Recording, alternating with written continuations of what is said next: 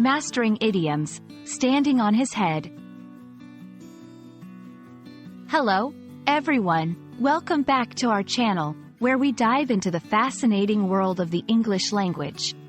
Today, we're going to explore an intriguing idiom that often puzzles learners: standing on his head. Don't worry if it sounds a bit strange at first.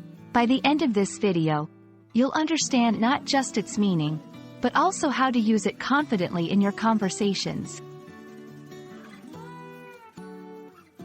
At first glance, standing on his head might conjure images of someone performing a physical stunt.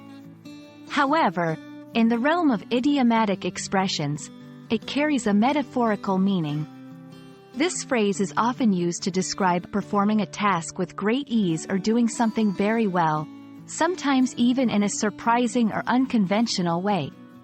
It suggests that the task is so easy for the person involved that they could do it in a highly unusual position, like standing on their head, and still succeed.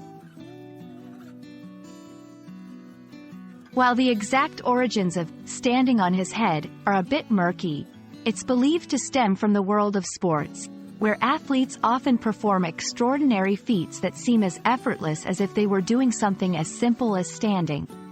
Over time, it's been adopted into general English to indicate excelling at something or making something look easy. Here's how you might use it in a sentence. He's so good at math, he can solve complex equations standing on his head. This means he finds math very easy or can solve equations exceptionally well.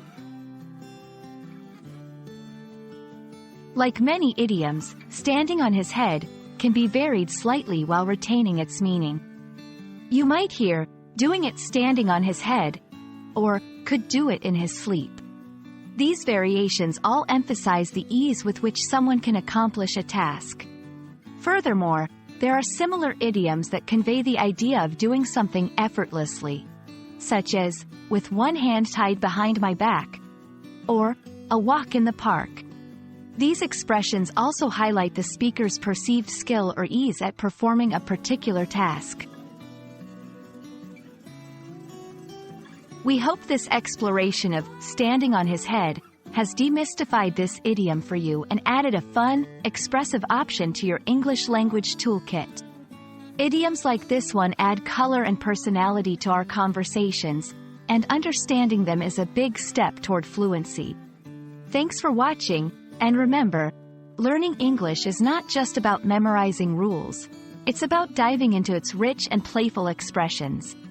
See you in the next video.